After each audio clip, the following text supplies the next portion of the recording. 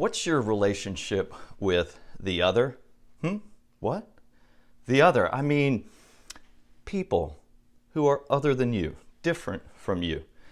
Hey, I'm Jason. It's good to see everybody. This is just a quick word of encouragement. Make time to think about what you believe and how it impacts your life and the people in your life. This series is Better Decisions, Fewer Regrets. Think about how you make decisions every day. They really impact your life. To make better decisions, it's often good to step back, get the bigger picture or a renewed perspective. One thing I'm thinking about is that God is bigger than me. Of course, you knew that. God is bigger than you, right? In other words, God is other than, above me, someone I can learn from. God's word is filled with stories from which we learn, and God often shows up in the form of the other, a stranger, someone who's different from ourselves, who may not only look different, but have different views. And from those people, God's people often learn. I love this story in Genesis about Abraham and Sarah. They were part of God's original family, and yet we could see in many examples how God works in other families, in other cultures, even in the scriptures. So one day, now they live in the desert. Think about Abraham and Sarah in a desert region. When Abraham went out to get the mail or the newspaper, he had no neighbors to wave to, okay? They were just out there by themselves. So when somebody walked up on him, this was unusual, and it could be a fearful, sometimes a violent experience. One day, 3 strangers arrived at the tent of Abraham and Sarah. It's interesting because they welcomed them so readily.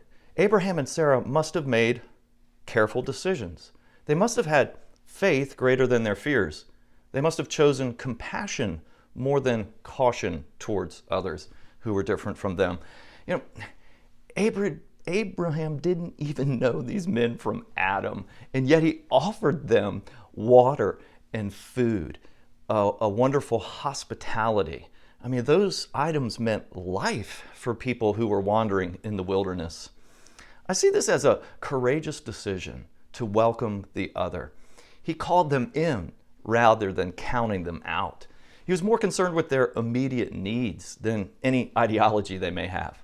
And what happened was, because Abraham and Sarah made this compassionate decision, God spoke. God spoke to them through the other. This stranger that they welcomed had words of God's promise of new life to come. It gave them hope. It's so interesting. The other became a friend and not a foe. Better decisions today, I think, involve trust first trusting God, and then trusting the other. At least at first, start with an opportunity for connection and give them the benefit of the doubt. Much of the angst and difficulties that we see in our society today result from how we view the other, ones who are different from us. What if we begin with curiosity and an opportunity for compassion, and at least giving people the benefit of the doubt?